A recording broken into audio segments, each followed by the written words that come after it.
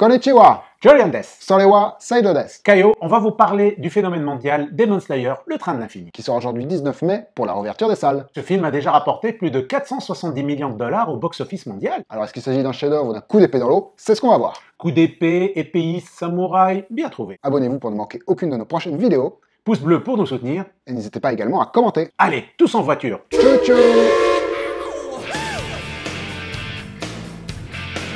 C'est vraiment l'incarnation de la médiocrité contemporaine. Mais c'est de la merde! Ceux qui sont là, vanter les trucs les plus régressifs. C'est nul!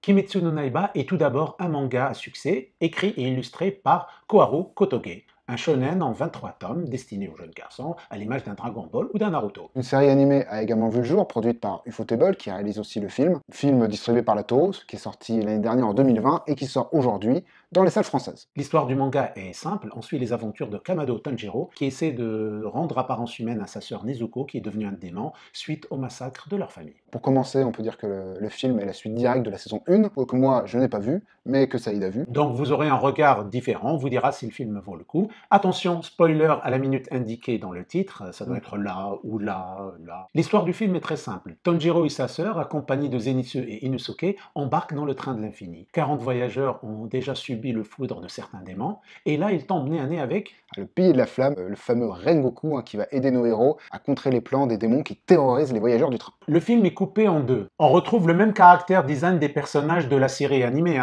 La mise en scène est assez correcte. La première partie est assez convenue, assez classique, et c'est la deuxième partie où il y a quelques rebondissements et qui est la plus intéressante. Le rythme du film est assez intéressant puisque on a un condensé d'épisodes, comme si vous aviez toute une saison en un film de 2 heures. La première partie est assez intéressante parce que, comme je disais, ça se déroule dans un seul lieu, donc il y a quand même une certaine inventivité. Moi, ce qui m'a le plus dérangé, c'était l'animation 3D, qui ne marche pas très bien avec l'animation des personnages. Surtout pour un film d'animation. Si c'était une série, j'aurais dit oui, c'est normal, peut-être ils n'ont pas assez de budget, mais pour ce film-là et pour ce grand succès-là, je peux vous dire que la 3D, j'ai pas du tout aimé, et ça m'a même fait sortir du film plusieurs fois. J'ai eu l'impression de voir un truc un petit peu hybride, justement, mais je pense que c'est voulu entre l'animation 2D et 3D, que j'ai trouvé un peu étrange, mais en même temps, ça donnait un peu sa spécificité à la chose, quoi. Et je me suis demandé, est-ce que c'est la même chose dans la série, du coup, ou pas? L'animation est meilleure dans la série, Ah ouais. il y a plus de 2D, et d'ailleurs, il y avait un cachet, justement. On retrouve dans le film le meilleur de la série, mais pas cette 3D-là.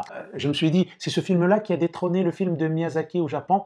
Je trouvais ça bizarre pour des effets spéciaux, et surtout de la 3D qui était assez dégueulasse à voir. Oui, alors c'est vrai que par rapport à des films, les films d'animation qu'on est habitué à voir au cinéma sur grand écran, je connaissais pas la série, mais j'ai eu l'impression de voir un épisode sur grand écran, en fait. C'est pas vraiment ce que j'attends d'un film que je vais voir au cinéma. C'est un prolongement de l'expérience télévisuelle. Et surtout que c'est un film qui raconte un inédit. Ce n'est pas un film qui reprend les épisodes précédents, comme on a vu le cas pour l'Attaque des Titans, comme par exemple pour Dragon Ball Super, qui avait sorti un film, et après, le film a été décliné en série, en épisodes. C'est peut-être un des rares cas où on a tout un arc qui a été fait directement dans un film. Pour moi, le film ne réussit pas là où la série, justement, avait réussi avec même quelques lenteurs. Il y a quand même de très beaux plans. Je me rappelle du plan du début, extraordinaire avec les arbres, on a l'impression que c'est des vrais, sous la neige, mais ça aussi c'était une réussite de la série animée. On reste un peu sur notre faim pour cette animation, on attendait beaucoup plus. Parlons un peu de musique, franchement il n'y a rien qui se dégage, il y a quelques moments on a des envolées, la musique peut-être de la série était beaucoup plus intéressante. Ils utilisent une musique avec de l'autotune et tout, ça m'a un peu perturbé du coup. Je me suis demandé s'il y avait ça également dans la série, mais a priori c'est pas le cas. N'ayant pas vu la saison 1, j'ai compris la spécificité de chaque personnage pendant que le film se déroulait, mais il n'y a pas de présentation des personnages au début. On est tout de suite pris dans le truc, et on est censé déjà les connaître en fait. Donc moi ça m'a pas aidé déjà à rentrer dans le film au départ, ça m'a quand même intrigué, on voit qu'il y a quand même une singularité à l'univers. Après moi il y a des trucs personnels sur le look des personnages, le fameux Rengoku avec sa coiffure un peu fashion, c'est pas forcément ce qui me parle le plus. Moi j'ai eu l'impression effectivement de voir quelque chose de très hybride. Déjà au niveau du style de l'animation dont on a parlé, oui aussi dans les ruptures de ton. Au départ je pensais que c'était plutôt un truc pour les enfants, et puis après il y a des passages très dark où on s'est dit bah non en fait pas du tout, il y a des ruptures violentes. Donc il y a vraiment cette alternance entre les deux quoi, qui m'a assez frappé. Oui, mais est-ce que ça te donne envie de voir la série par exemple? Alors bah ça en l'occurrence oui. D'ailleurs ça me donne même aussi envie de retourner à la source, au manga original aussi. Hein. Résumons un tout petit peu, donc si on est fan de la série, on va s'y retrouver bien sûr dans le film, parce que là on a les personnages qu'on a aimés, on les retrouve dans des aventures inédites, mais quand on ne l'est pas, on a envie de redécouvrir peut-être la série, aller à la source, et justement de voir comment a débuté tel ou tel personnage. Donc voilà l'atout premier de ce film. On va passer maintenant à la partie spoiler, donc pour pas qu'on vous gâche le plaisir, arrêtez ici la vidéo. Mais n'oubliez pas, faites sonner la cloche, le pouce bleu, et bien sûr, parlez en commentaire ou taisez-vous à jamais.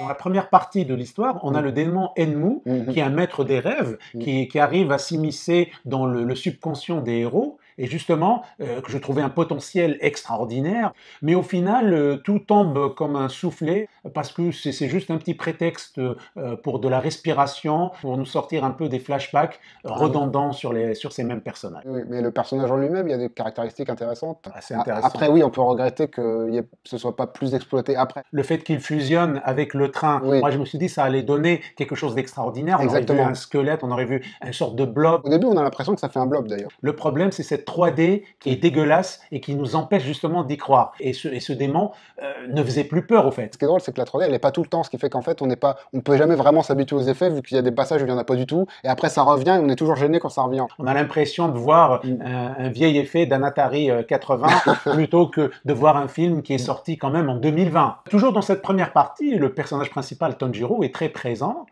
sauf que dans la deuxième, il s'efface au profit de Rengoku. Quand le film a commencé, j'ai cru que c'était lui qui était le personnage principal de l'histoire, que c'était lui qui était au centre et pas du tout Tenjiro. Rengoku vole la vedette à Tenjiro parce que Tenjiro disparaît presque complètement et on a ce superbe combat entre Rengoku et le démon Asaka qui se finit extraordinairement par la mort de Rengoku, une sorte de sacrifice et bizarrement la fuite du démon. Je crois que c'était la chose que j'ai vue la plus intéressante du film, auquel je ne m'y attendais pas parce que je pensais, comme Tanjiro devait être le disciple de Rengoku, qui allait le prendre, je pensais que ça allait être dans le prochain arc, qu'il allait lui apprendre à manier l'épée à la flamme, mais là, pas du tout. Il a eu le temps de lui apprendre un ou deux trucs après que le train ait déraillé.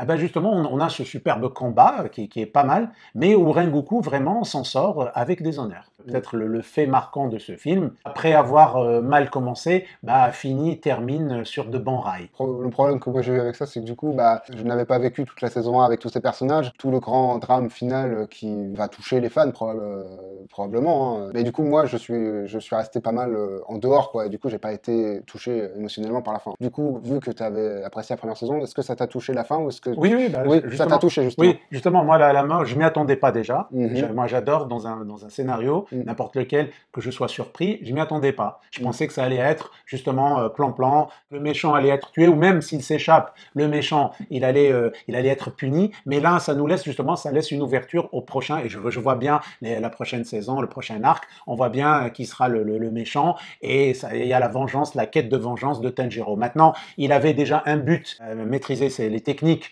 et essayer de sauver sa sœur. Maintenant, je pense qu'il aura un nouveau but, et ça, c'est très intéressant, l'évolution d'un personnage comme celui-là. Et ben voilà. Le train est arrivé à quai. Tout le monde descend. Abonnez-vous pour ne manquer aucune de nos prochaines vidéos. Le pouce bleu, bien sûr, pour nous soutenir. Et également, n'hésitez pas à commenter. Sayonara. Arigato.